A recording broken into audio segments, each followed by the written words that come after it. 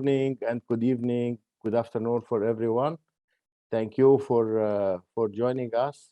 I will welcome everyone. I will start by thank Kong Lim from Singtel, Frédéric Schepens from MTN GlobalConnect, Marc Halbfinger from PCCW Global and the Console Connect as well, Ali Amiri, and previously it's a lot, Cengiz from GBI, John Nolan from AT&T.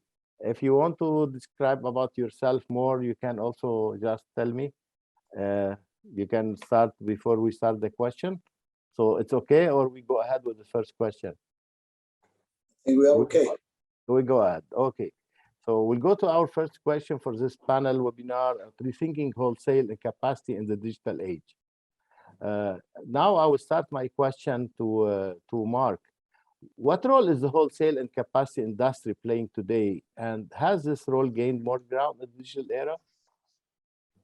Marc, I will start with you, then we'll take the opinion of. So first of all, Toni, you should introduce yourself as well. You're Toni Eid, and without you, I don't think that we would ever get together as often as we do. And I really thank you for the work that you and your team do. I'm not thinking about myself anymore, you know. That's well, your hard work is appreciated by all of us on the panel, I'm sure. And I just wanted to thank you for the work that you do. And to your question, I think that it's very interesting that this wholesale topic is again generating a lot of attention in the various conferences that we've attended physically and virtually over the last few months. And I think that what we're seeing is that there is still a huge demand for subsea capacity, terrestrial capacity, RF capacity, and all of that is being driven by a few areas. Number one is the advent of 5G in the mobile layer. Second, the dramatic influence of cloud, store, compute, and virtualization, and everything that needs to take place at the application layer, both for the consumer and for the enterprise, which is underpinned by that cloud. And last is an expectation that bandwidth itself is going to continue to need to expand, particularly as new buzzwords start to hit the market, but with serious underpinnings. And perhaps the one that's catching the most attention in the last few months is the word metaverse, and how that will be impacting bandwidth demands in terms of capacities, but also latencies. And all of those are really compounding. Last, I would say, is that the large number of clouds that are starting to really take hold of almost everything that we do. They've been around for about a decade, but now we feel it in every possible component of digital transformation, are themselves moving out globally into increased numbers of cloud zones. And while they seem to be getting hold of where they are, all of a sudden, we're seeing a new approach, perhaps aimed at decentralizing some of the cloud power around a concept known as Web 3.0. No matter how you look at all of these elements, I would say that the bottom line is a demand for more infrastructure, digital infrastructure at the data center level, which feeds the capacities, a demand, and that will require more power as well, a demand for connectivity inside jurisdictions and connecting jurisdictions, so domestically and internationally, wherever that may be, and all of it designed to feed this continuing spectrum of the ICT evolution. Hopefully that gives a general explanation of my views of why I think this capacity is gaining more ground and where I think it's headed over the next couple of years. Thank you, Marc. Lim, it's yours now.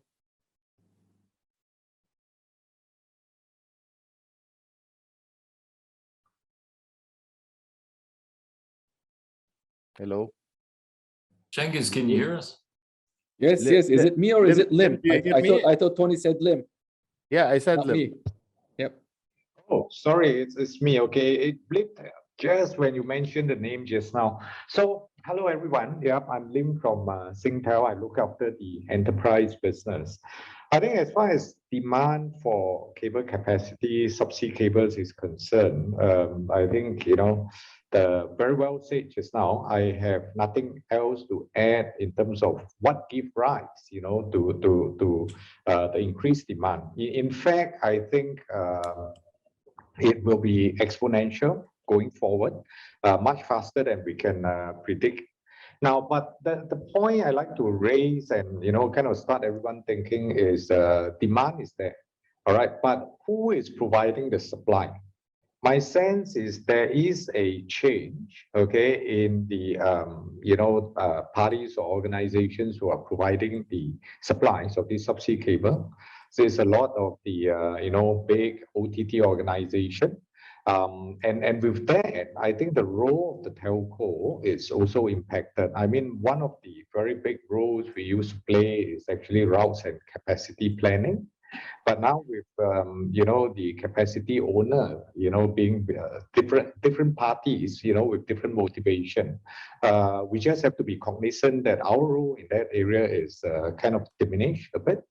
And the question then is, how do we reposition ourselves? And more importantly, looking at the supplies going to the market, how do we, I still feel that notwithstanding, where the funding is coming from, we have, as telcos, still need to play that role to ensure that, traffic are well carried and, it goes to the right places and customers are well served.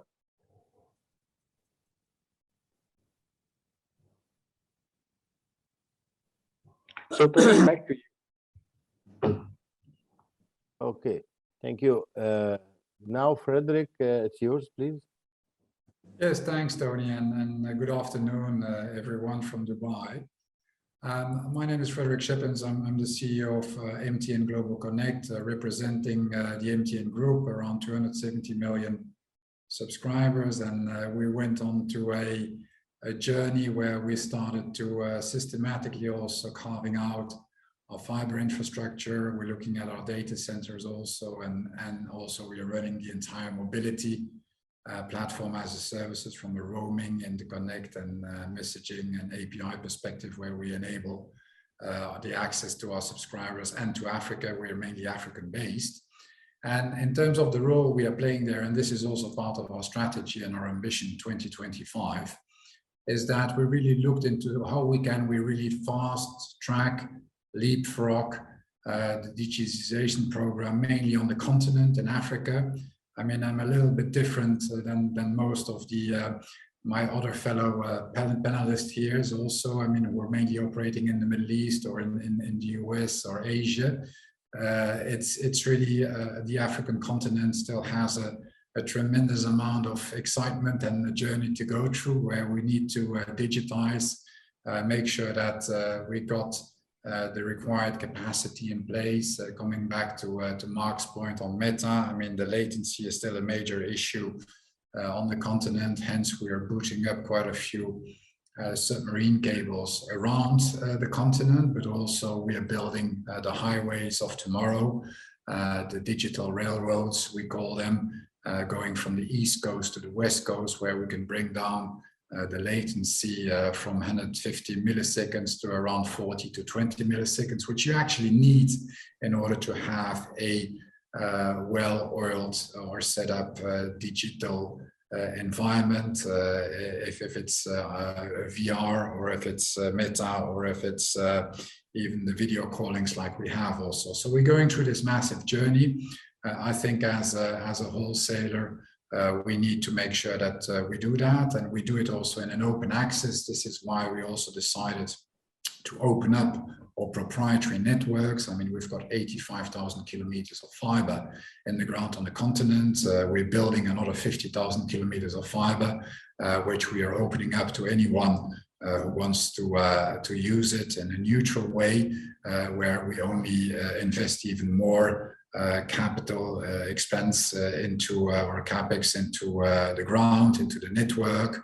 This is also where we're building also a very seamless platform as a services enablers to have access to all these, let's say, digital customers, current and new ones. What we also see is that from an edge perspective, we need to be more and more everywhere where we need to offer these services. So you've got a lot of global companies coming to Africa now. You've got a lot of live media content going there also. You also have a lot of user content which is being generated and needs to bring to the people, online gaming also. So the demand is actually becoming bigger and bigger, and I think as industry player, it's our duty to continue that journey. And we at MTN, we have a firm belief that everybody deserves a digital connected life, and we're there to help them out on the African continent. Thank you, Fred. John, please, it's yours now. Thank you. I'm John Nolan, and I lead AT&T's global access business, procuring connectivity where we don't own a network. And I'll piggyback on what Marc and Lim and Frédéric said, that the applications and the companies that are driving content closer to the edge don't mean a lot unless you've got connectivity to the end user. And our customers are I think expecting continued increases in bandwidth. It's sort of like oxygen. You almost take it for granted, and when you lose connectivity, it's like you've lost oxygen. I've got 3 little kids, and when their connectivity goes down, you'd think it was the end of the world. So everybody today has grown accustomed to that bandwidth and having connectivity. Everyone on this call runs and builds world-class networks with the goal of serving our customers. But I think the unique role that wholesale plays is you can sell that capacity really as an anchor tenant in a build. So we're all investing at record levels, and the more wholesale traffic you can put on your network to fill up that network means the economics of that network prove in a lot faster. So I think wholesale is a critical component for all of us on this call to continue to be able to invest at record levels and be able to ultimately serve our customers. Thank you, John. Cengiz, it's yours now. Thank you, Tony, and greetings to everybody from warm and sunny Doha. Obviously, in a group of panelists like this, right, usually the question gets answered fully with the first or second answers, but I'll just look at it from a very simple perspective, Tony. Your question was that, what role are we playing today, right, in the wholesale and capacity industry? In my opinion, we're playing the same role that we played several decades ago, right? It's simple, providing this crucial connectivity. And several years ago, we provided the connectivity for different reasons. Those reasons may evolve and change, but at the end of the day, our role is the same. And has this gained more ground? It was always crucial. It was always important, but it was not realized, or the awareness was not there, right? What I'm seeing in the last few years is that more and more we get the mind share of people, not only in the wholesale industry, but also in the greater telco industry, but more so in the greater IT industry, right? The connectivity business, wholesale business was not known to many people. People did not really realize the importance that we were playing in the world. But as these applications and the need become more crucial, more part of our lives, I think it becomes with the responsibility that we get more to the spotlight, right? And we get, like I said, the attention that at certain times this industry missed. So having said that, this is good and bad, right? It's a bit of a double-edged sword, right? It gives us a lot of pride and good feelings about the work we do, but also puts a bit more pressure on everybody in this industry, right? From the technicians to the leaders like ourselves, to make sure that what we take pride in continuously keeps growing and helping not only the consumers, but also enterprises to thrive on. And that's how I see it, right? It's always, our role has always been the same, right? It's just the same, but today it's helping the world in a different manner than it used to, maybe in the previous years. And we're ready for those evolutions and new inventions and the growth. But underlying fact is that we've always been there, and we will always be there. Thank you, Cengiz. Ali, please go ahead. Thanks. Thanks, Tony. I'm Ali Amiri. I'm the Group Chief Current Wholesale Officer, EAN.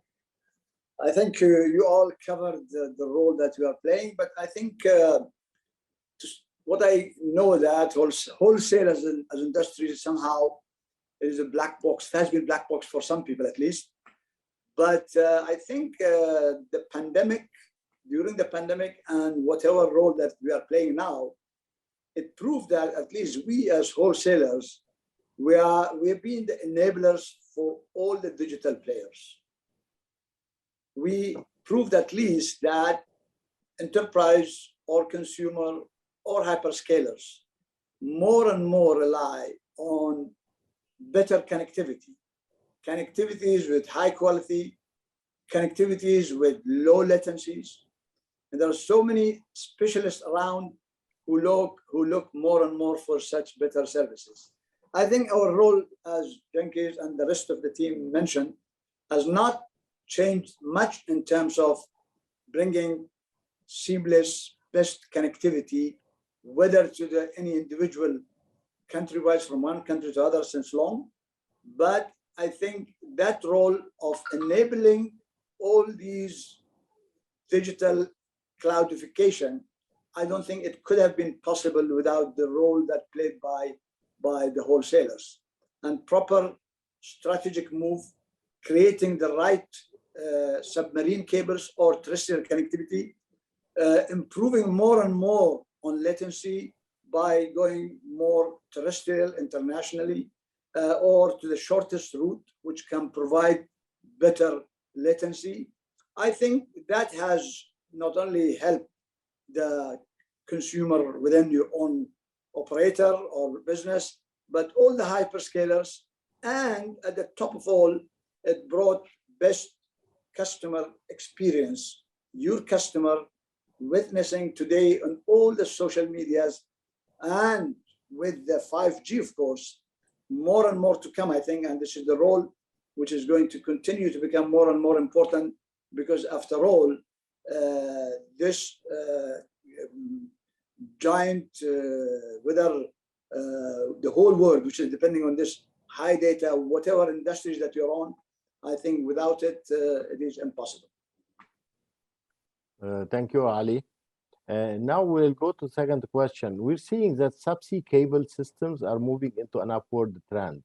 What is that, and what benefit does that bring to the telecom and ICT industry? The question to you, Marc. First of all, it's very kind of you that you always lead with me and for the questions. That way I don't have to repeat what my fellow panelists are saying. And that's very kind. And I think actually we answered the issue about subsea in the first question, all of us, in providing a vector about why things are moving. And the driver undoubtedly is cloud and cloud applications, the need to assure, store, and compute, and to move that capability closer and closer to the user or to where the application needs to deliver something to the user. But I'll add also a little bit of a complication to the mix, and that is that some of us in the wholesale industry have, for a number of years, looked at subsea capacity as an area that facilitates our retail businesses, but also represents a source of revenue and profit in the industry. And I have to say that in the last 7 or 8 years, perhaps even a little bit more, some of the Western clouds have viewed subsea capacity solely as a cost. And so what we've seen is a push down in the actual price per unit as the trajectory of value has shifted for some of the user base of subsea. And so a large amount of the construction of subsea that has come about in the last 7 or 8 years has been driven directly by the clouds and not using the traditional licensed service providers as intermediaries. Yes, there is some back and forth exchange of capacity on a profit and loss basis between clouds and service providers. But I think the fact that they have become the lion's share of capacity construction is impacting cost points and also impacting the character of the business at the wholesale only level. Having said that, there's no doubt in my mind that because of the retail trends, because of the demands from applications, from clouds, from the directions of the business that we highlighted in answering the first question, that Subsea is one unit of the ICT infrastructure food chain, by the way, combined with data centers, the ability to power data centers, which is a big area that requires a lot of attention, and how that's done. The increasing demand of automation and localization of various traffics. Also, I would say for regulatory reasons, increasingly we're seeing jurisdictional governments requiring that data be held for a user in a specific location. Interestingly, that doesn't dilute the amount of data that actually increases the amount of work that service providers need to do. All of these are combining together with technology evolution, which I think is going to continue to drive demand. And the only dampener to that demand, frankly, is the ability to construct. The industry supply line is probably not robust enough to handle the demand that we see at this point in time.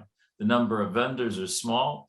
The supply chain capability available to those vendors is small. They are getting hit also with ESG concerns, environment and so on, because a lot of the tools of their trade and infrastructure, such as ships and so on, are aging.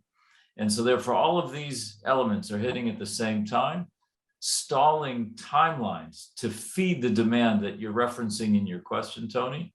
And also probably, I would fear, adding to the cost. Interestingly, while the costs in our business are likely now to go up, traditionally in our business, prices have always gone down. And it'll be interesting to see if we as an industry will be able to mediate between cost pressures and price demands. Okay, thank you. I will ask Cengiz same question what Marc answered, but from your position as submarine cable owner and operator. Please, Cengiz, can you go back on this? Sure, Toni. So, as most of you know, this is our core business, GBI's core business. We're one of the few companies that solely invest into submarine systems and networks. And I think we all appreciate and understand that this is a very capex heavy industry. It's a difficult business to be in. And if we look at, but strangely enough, if we look at the number of players, again, today versus 10 years ago, you would see that many new players are coming into this space. They're beginning to either build their own cable systems. They're beginning to form different consortia. And as you said in your question, Toni, there is a tremendous upward trend, right? Today, any region you look at, there's multiple new projects either in execution or in planning phases that will certainly increase the footprint of submarine cables in this world. And also bear in mind that these systems have a finite amount of lifetime, right? Give or take 25 years, right? As most of the old systems age, it's not only the lifetime of the system, but it's also the costs of operating such an old system that gives you the final decision of decommissioning or continuing with the asset. But if you put the demand side of the things and also the globalization, there is a huge upward trend. New players coming into these hyperscalers are really clearly part of this subsea segment now. They're building their own. They're putting consortia together. So a lot of upward momentum. And what does this bring to the industry, telcos and the ICT? It's, the way I see it, it's something very simple. It gives them the power to compete. That's it. That's the simplest and the most powerful benefit we bring to them. Any telco in any part of the world now, if they're connected to this beautifully crafted and designed system of subseas and connected to the data centers and the cloud players and content players, they can compete with any other telco in the world, right? That's what we enable. We enable the ICT enterprises. We enable telcos to be able to compete with the rest of the world and really continue to innovate and offer services to their clients, to their subscribers that they would get anywhere else in the world. I think liberating the world in that sense is an important task that we play.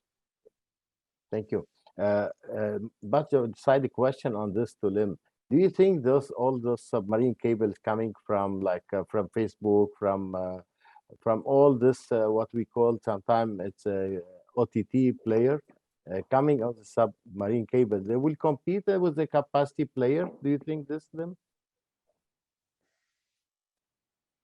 Do you hear me? That's meant for. Yeah, I can hear you. This is Lim here. Sorry. So that's meant for me, right? No, I definitely think so, which is why when I started, I said, very much like what the other speakers have said, our roles, for subsea cable, for routing traffic and all that have not changed. Okay, but what we have to be careful is, I think, the source of funding, the people, the organizations behind all this capacity has changed quite a lot. Actually, it's all gravitating towards I would say a lot of it is gravitating towards the hyperscaler. And we need to understand, right? The motivation, I mean, I got to be clear, nothing wrong there, but the hyperscaler have their own motivation, all right? Because their end business is not subsea cable. They have their cloud, they have all the other applications, and it's just to support the usage of all of that.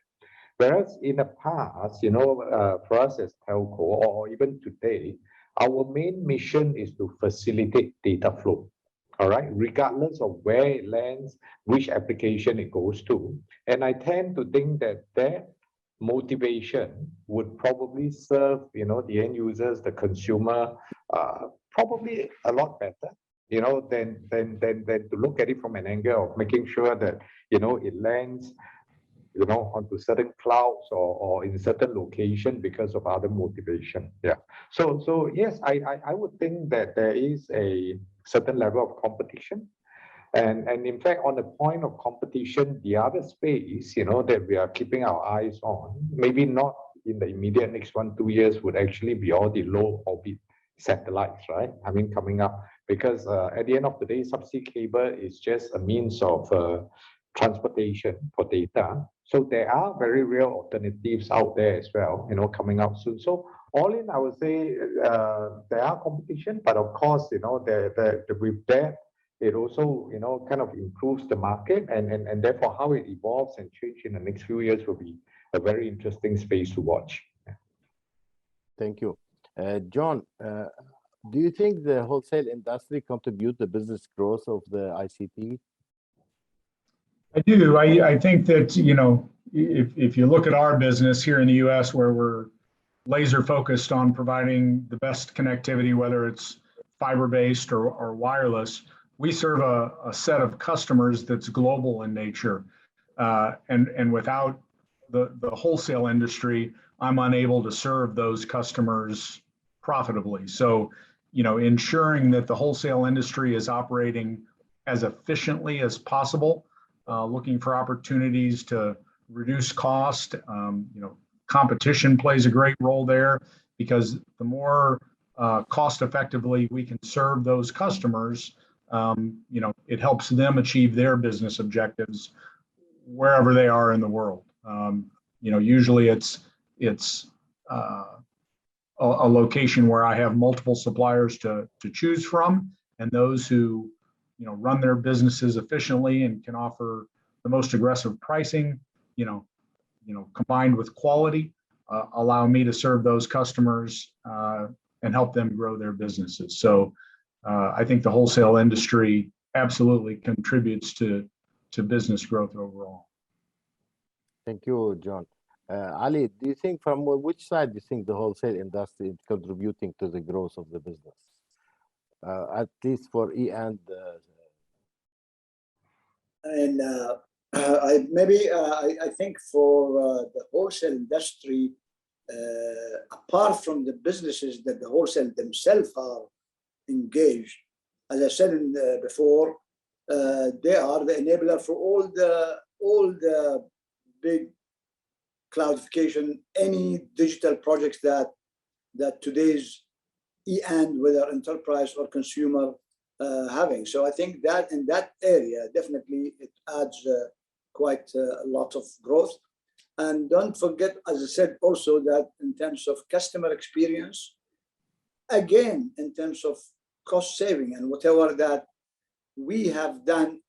I mean, we started maybe 16, 17 years ago when we started the Smart Hub, state-of-art, what we call at that time, data centers where we accommodated, and at least we tried and doing localizing the capacities where it helped in terms of customer experience quite a lot. It was built on that more and more.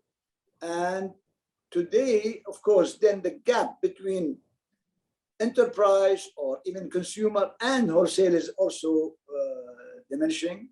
So as a wholesale, you are also producing adding much of growth in terms of your whatever generating in terms of various businesses. I mean, today, as a wholesaler, you're not only doing capacity, you're not only doing voice. Maybe some of these services are more into the legacy.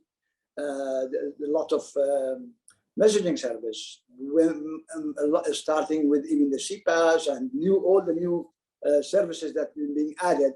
So you are serving as a wholesale, you can sell to anyone. It's a wholesale, which you could do much. And apart from the traditional services, wholesales in terms of roaming or messaging or whatever, but all other services, which is in terms of cloudification, anything which is to do with even new services that invented, which is matching the requirements of the new enterprises, is also as part of the portfolio for that. So this is overall adds into the growth of the E&, as well. Thank you. Lim, how do you think the influence of the capacity on the growth of the business from your side as Singtel Group? Yeah, I actually on the subject of growth, I think without a doubt, in fact, the worry about growth is not so much whether it will grow and whether it will grow fast enough. I mean, there are so many things, that's going to say that, data flow is going to explode, right? I mean, early on, speakers touch on, 5G, and metaverse, of course, and even simple things like, autonomous vehicle, drones, smart manufacturing, so many of these things are pointing towards, huge exchange of data. So the point from my perspective is not a matter of whether it contributes to growth or whether it will grow. It will definitely grow. The point is really, will we, will the lack of supply or supply not fast enough, like what Marc has mentioned earlier, the suppliers are far and few, will that end up to be a bottleneck for growth? This is something that we should really think long and hard about. Yeah. Thank you. My question now will go the new question to Frédéric. From a wholesale and capacity perspective, how do you explain the growing number of data centers in the MENA region?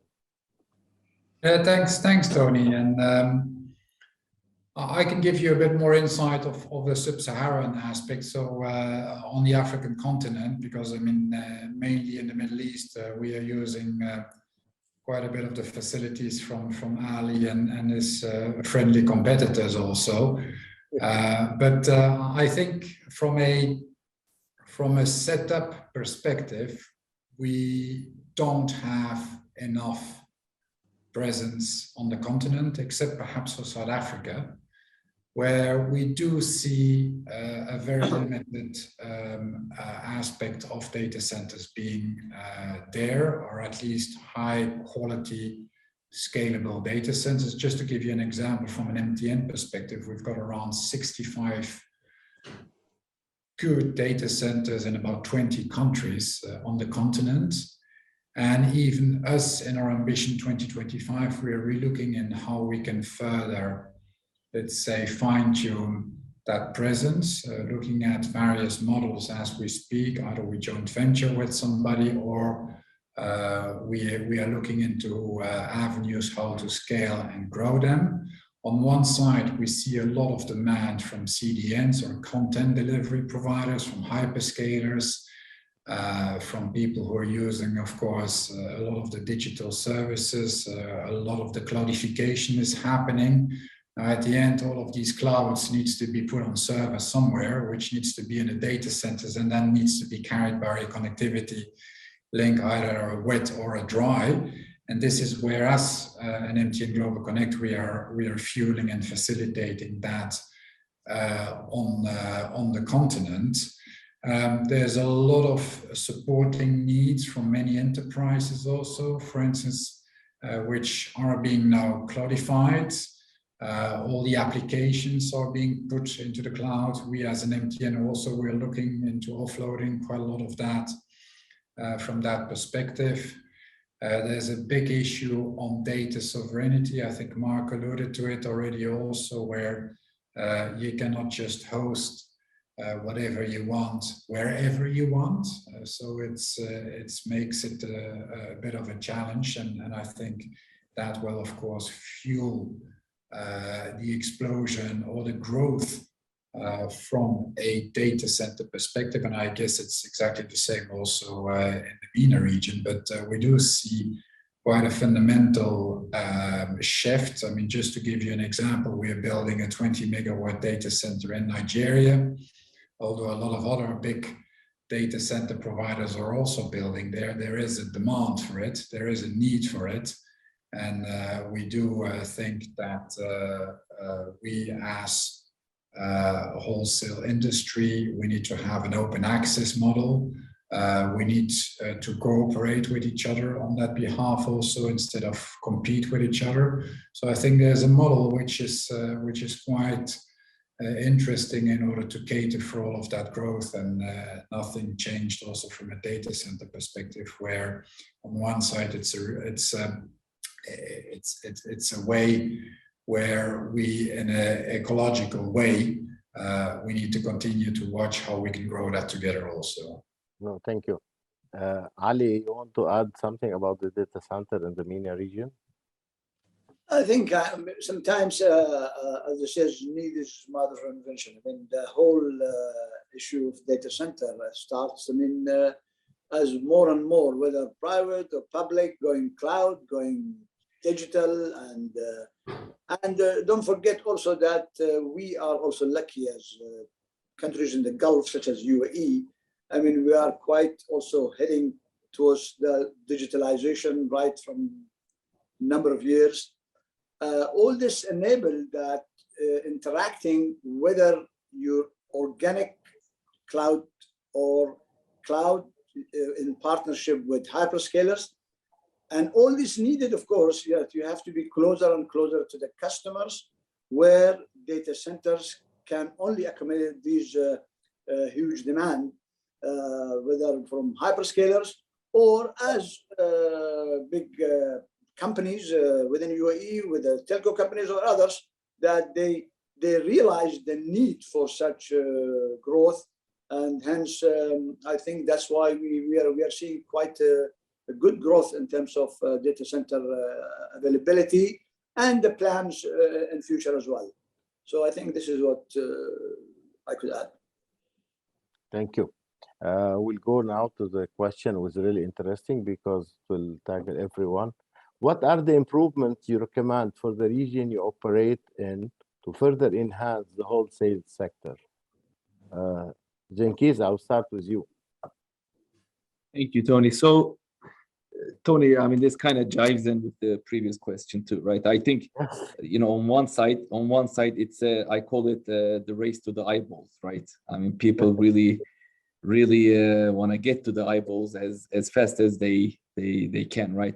This is from the content side of the business. Content is, you know, we usually talk about cloud, you know, wearing more of an enterprise hat, but also the content plays a lot of importance in the sector, right? In driving the demand up, right? On that side, when we talk about this race to the eyeballs, it's what drives the capacity need. It's what drives the exploding number of data centers in the region. I mean, if you again look at it from a megawatts perspective, it's remarkable, right? Especially in the GCC region, what the current data center capacity is and what you project maybe 5 years down the road, you're talking about in some cases tenfold increase in the data center capacities.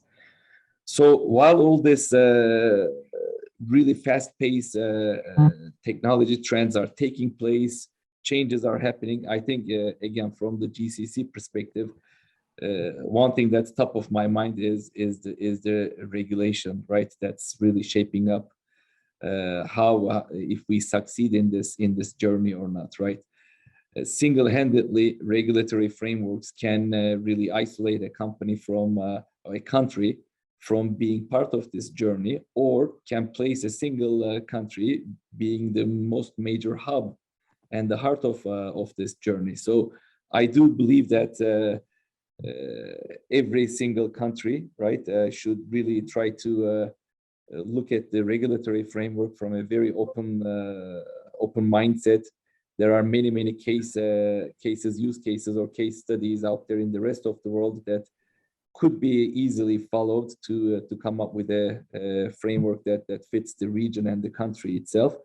But without having the support of this, you know, if the hyperscalers, OTTs, content players, if they don't find what they call the safe harbors or safe zones in any country, you know, they're not going to come to your country, right? They're going to just bypass you, and you're going to be left out, right?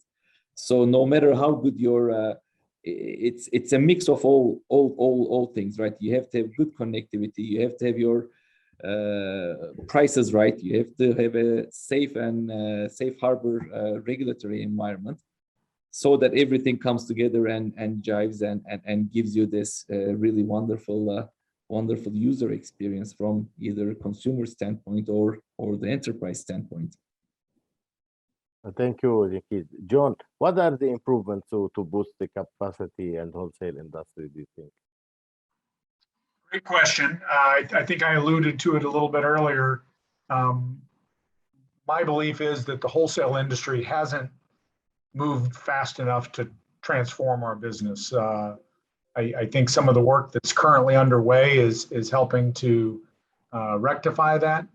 You know, with the MEF APIs that many of the carriers are beginning to implement, so that we can create an experience that's more cloud-like for our customers in the end, whether it's checking for service availability, placing an order, getting order status, opening trouble tickets and getting status, and ultimately getting to a bandwidth on demand type ecosystem where across suppliers, our end users can spool up additional capacity as they need it, and then back down when they're done with it. I think that's where the industry needs to head.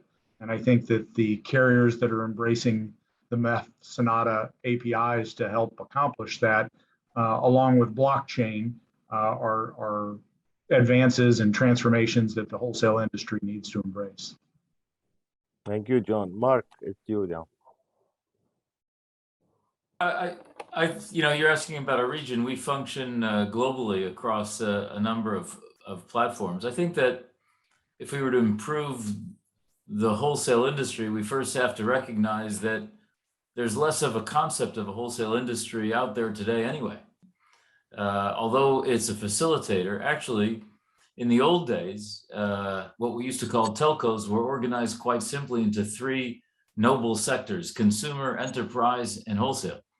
And that was the way they functioned. But in today's world, folks are focused around the technology structuring and it's reshaping the way we think functionally and the way we think about how to organize ourselves. Bain and Company literally last week came out with a very interesting article that talks about delayering what used to be known as telcos into infrastructure underneath a service layer, and on top of that, platforms. And platforms kind of wraps around all that. And I think it embraces what John was saying about blockchain and distributed ledger, and that how platform economics, at least if they're organized intelligently, can be meaningful to the industry, both at the wholesale and at the retail layer. So if I were to improve one thing, it would be, first of all, to automate both the technical interface and the commercial interface between and among service providers of different component elements in the ICT food chain, not just between telco to telco, but rather between and among network-based service provider and cloud, between cloud and application, between application and service provider. That requires a complete reorganization, arguably, of the industry, and it requires a lot of people, key leaders in industry segments to come together. Against that desire, we see that investment bankers, analysts, management consultants, and even boards of directors in our companies are pushing for segregation of asset classes in what we would otherwise refer to as the wholesale industry. And that can be the data center infrastructures, that can be the network infrastructures, towers and cellular and so on, fiber networks to the home. All of that focus that's being driven mostly by financial attention is actually forcing different types of wholesale interaction or wholesale layering, if I were to borrow from Bain.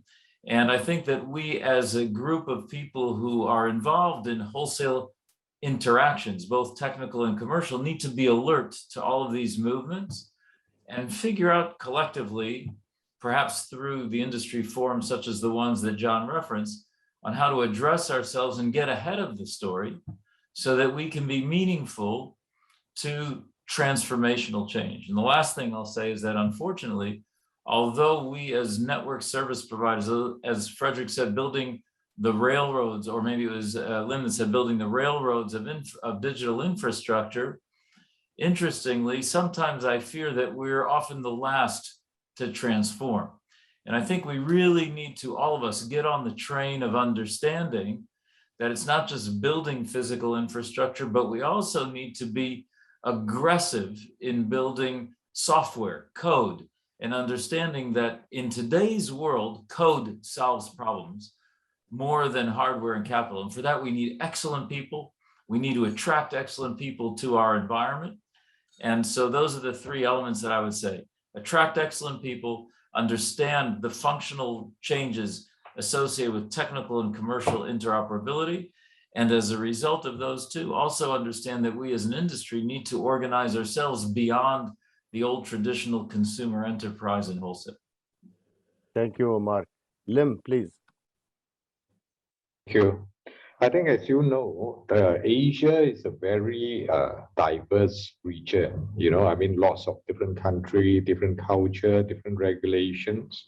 And a lot of them are actually developing countries, huge market, fast growth, very promising, but still developing. So in my view, and especially, in the earlier discussion, we talked about how important, is cables, capacity and all that, to digitalization, to all the other advancement. And undoubtedly, today, all this advancement, digitalization, AI and all of this, will have a huge impact on economic development. So to facilitate that, my view is in Asia, there is not enough collaboration, to help increase coverage of cables. I mean, if you look at it, the landings are usually in, a few locations for whatever reason. And then, yes, they fan out to the other countries and all that. But is that pervasive enough? And if you look carefully, inevitably, the same few countries are always being left out. Sometimes it's because of their own doing in terms of, the regulations, maybe it's, the country's politics. But regardless, I do feel that we have an obligation, to everyone to try to increase that reach. And we can definitely do that through better collaboration, whether it is between the regulators or the industry players, to help improve the coverage of cables, in the different countries in Asia. Yeah. Thank you, Ali. Your comment out improving this the wholesale infra. I think maybe your question, how to enhance the wholesale sector, that was the question, yeah. Right? Well, I think I would just like to go to what Marc was commenting.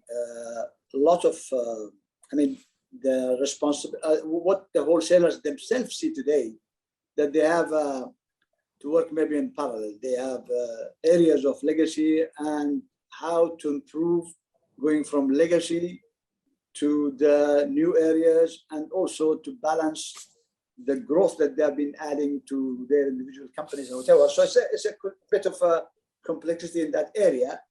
So in some areas, you definitely need how to be selective in terms of having the right partnership. I think a right partnership will help in a number of areas where you really do not want to lose much, and just focus on some areas which could be niche, and in terms of growth may not be that much. So we have to be practical, because at the end, your results are also important, that what you're doing. But definitely there could be something which from now in 5 years' time, how do you enhance? Now here again, I have to touch base on what Marc was saying. All of us started the journey of digitalization, automation, more and more, and was John mentioning bandwidth on demand, or customer online portals availability and all that, more and more improving that customer touch and becoming differentiating your services in terms of better to services to your customer having more independence in availing your capacities, your services and all. That's definitely every one of us, maybe we have launched, and most of us are there, some complete is not. But then starting with that one, we definitely see that there is a lot more to do, and that is more on the technological side. So it is not more anymore between the two telcos, but also in the technical side as well, whether application to application, whether, you know what I mean? So I think I will go back to what Marc was saying. So all of us have faced that in order to have a seamless, or whatever you call it, best improvement in terms of enhancing that at a shorter time, you need some sort of standard, maybe unifying some standard, or some teams working together to cement those areas to reach faster. So otherwise, time passes, and in a number of areas we have been talking, but without much of realization. Thank you, Ali. I guess some standardization mentioned by John about the MEF standardization, I guess. Correct, John? Yes. Yeah. So it's already going with the MEF standardization for this. Frédéric, it's yours now. Oh, I think, thanks, Toni. I think on various layers, there's of course an issue where we can enhance the wholesale sector as a whole. There's various platforms, forums. The issue is actually the different languages we are speaking to each other, and also the different timing of which a country, a company sits in, or the customer sits in, which makes it, of course, not easy. Interoperability has always been one of the key, let's say, hurdles in growing GDPs, economies, and also the well-being on this planet. And I think as a community, we just need to make sure that we tackle that aspect well. Secondly, there's also a phasing of technologies which is not always well aligned. I mean, I'm just giving the example we're going through and the world is going through, and there were quite some articles recently also in Europe going on where, for instance, John and AT&T is sunsetting or has sunset his 2G, 3G network. Well, I'm still running with a lot of 2G, 3G networks, 4G now also, and we just barely started on 5G in certain markets, which means that customers won't be able, in certain cases, to operate like they should be in various countries. So, I mean, how do you solve that? So we can solve that, but I mean, it demands a lot of energy to do VoLTE roaming, to make sure that everything is working alike. So there's a sync of technologies that needs to be better prepared, and where fellow mobile operators, fixed operators, OTTs can of course do a far better job in order to manage that.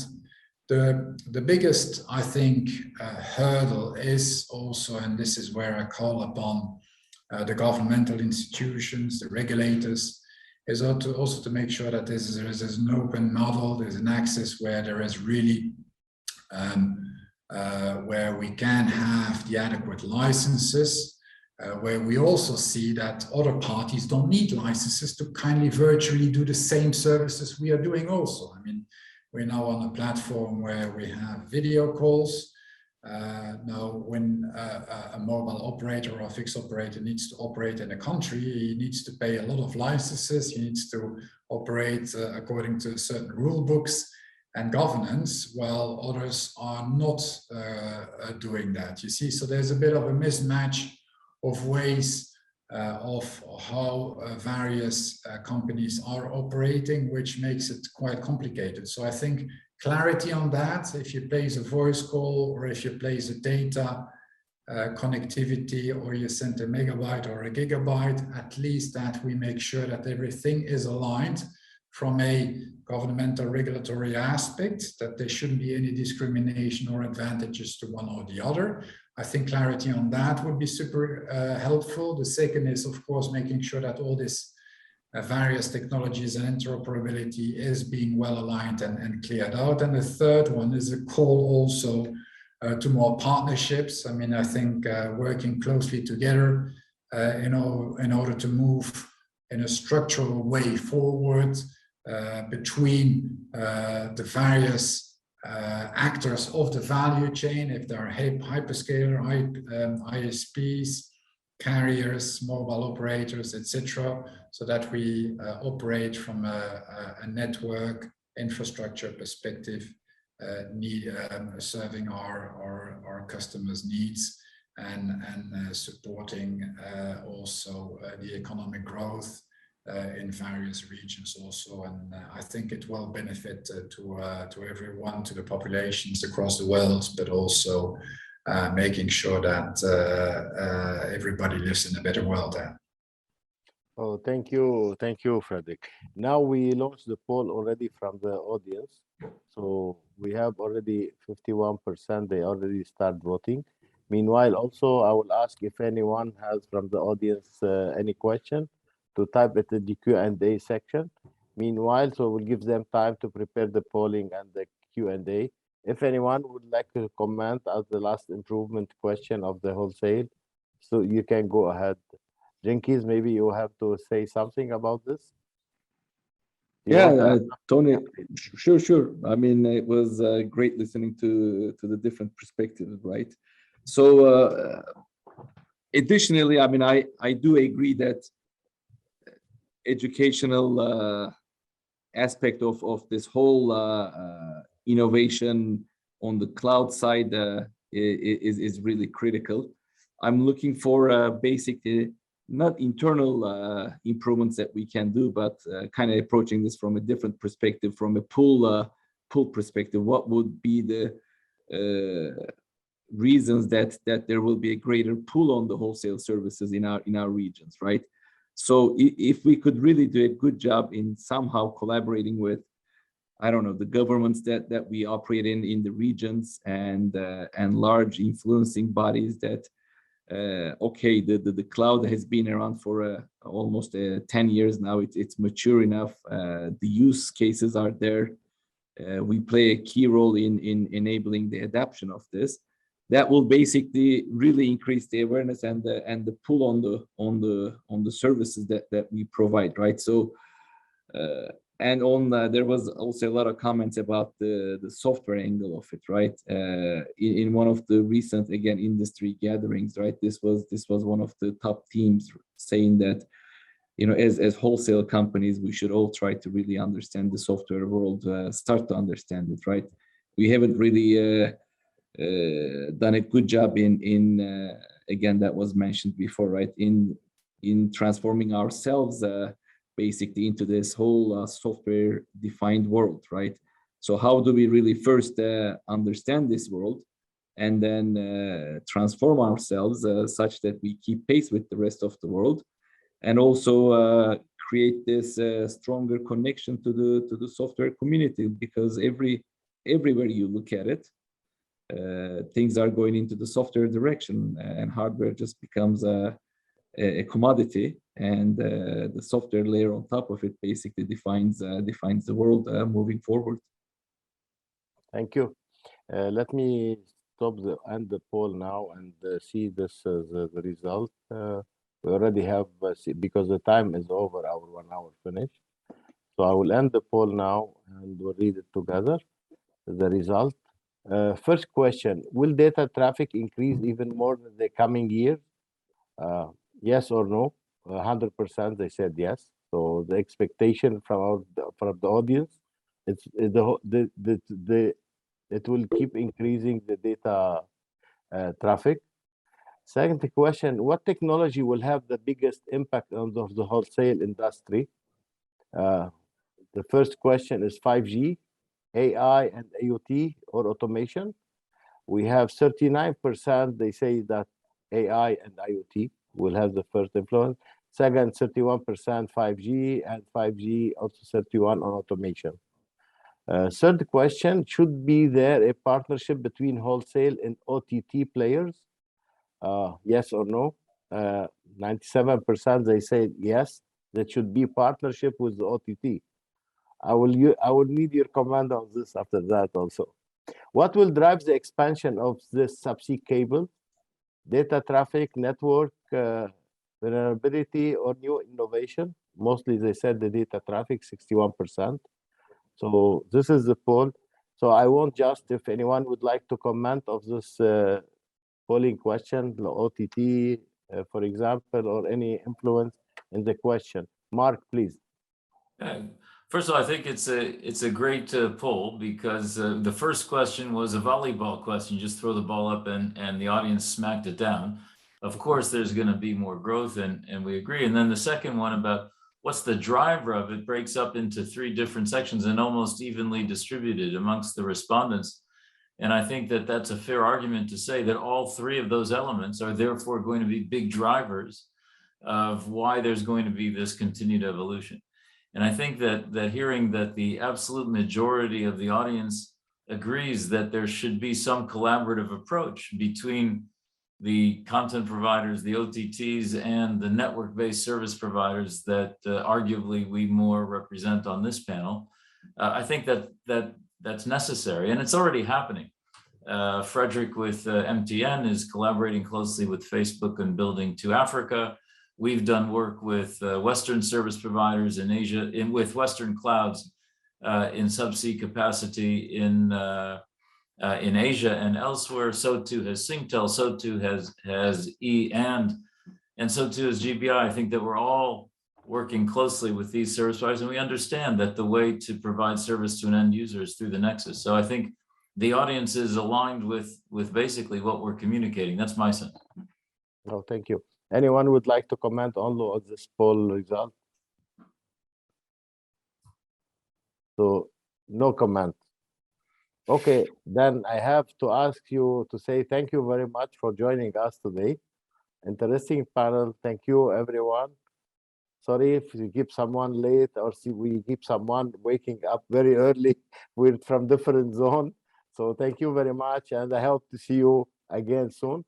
You will receive the newsletter about everything and from Telecom Review about all the summary of this discussion. Thank you very much. Thank you. Tony, thank Thanks, you. Tony. Thank you, Tony. Thanks, Bye-bye. Tony. Bye-bye. Yeah. Good to be Bye. on here again. Bye. Bye. Thank you. Bye.